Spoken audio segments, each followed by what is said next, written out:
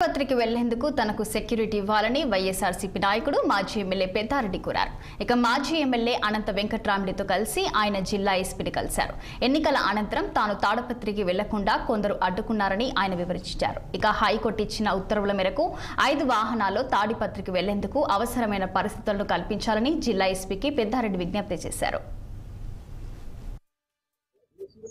జిల్లా అధ్యక్షుడు అందరం కలిసి మాట్లాడి ఎస్పీ గారికి ఫోన్ చేసి అడిగితే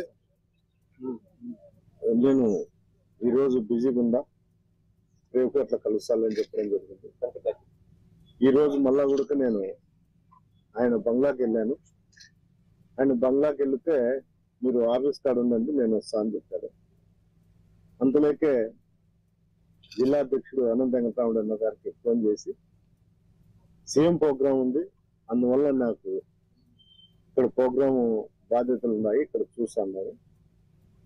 తొందరలోనే ప్రోగ్రాం అయిపోయిన తొందరలోనే నేను వాడపత్రిక కనిపిస్తా అని చెప్పడం జరిగింది. మేము కూడా ఆయన మాటకు గౌరవించి చట్ట పరిధిలోనే ఏదైతే మాకు కోర్టు ఆర్డర్ ఇచ్చిందో ఆ ఆర్డర్ ప్రకారం మేము ఒబే అవుతాము.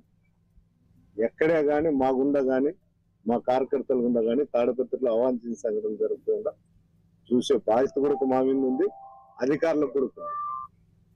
అందువల్ల ఎస్పీ గారు సీఎం ప్రోగ్రాం అయితేనే మరోసారి మాకు ఫోన్ గుండా కానీ